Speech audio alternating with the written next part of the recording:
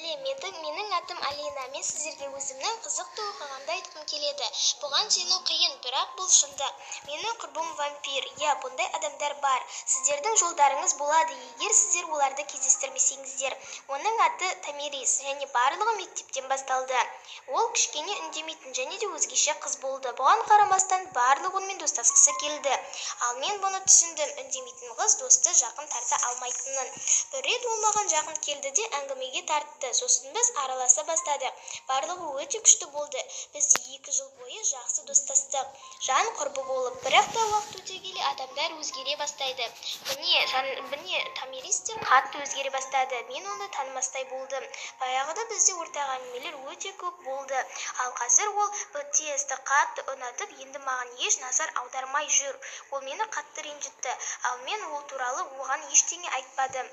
Одан кейін біздің ата-аналарымыз жақсы араласатын болған соң, біз барлығымыз табиғатқа шығамыз деп шештік. Сосын біз Тамирис екеуміз сөйлесіп жатқанда, ол маған мектеп туралы қызық біртүрлі оқиғаларды айта бастады. Және де мен оның өтірік екенін түсіндім. Себебі бұл айдан анық білініп жатты.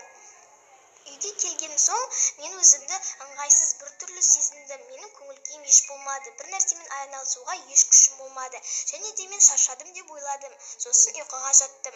Кішкене уақыттан кейін Тамирис екеуміз серуендеп қайтамыз деп шештік. Сол кезде ол маған өмір сүргісі келмейтінін, өлгісі келетінін айтты.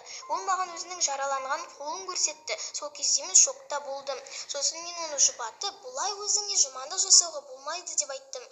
Сосын ол жылап, мен бұны еш тоқтата алмаймын деді. Бұл әңгімеден кейін мен өзімді өте нашар сезіндім. Менен бір адам өмірімді тартып алып жатқандай болды. Кешке интернетте отырған кезде мен вампирлер жайлы ақпараттарды тауып алдым. Біз білетін қаншетін вампирлер жайлы емес, энергетикалық вампирлер жайлы.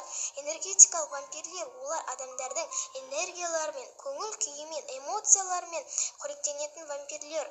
Оларда бұл кіріп шықпайтын ой болып саналады.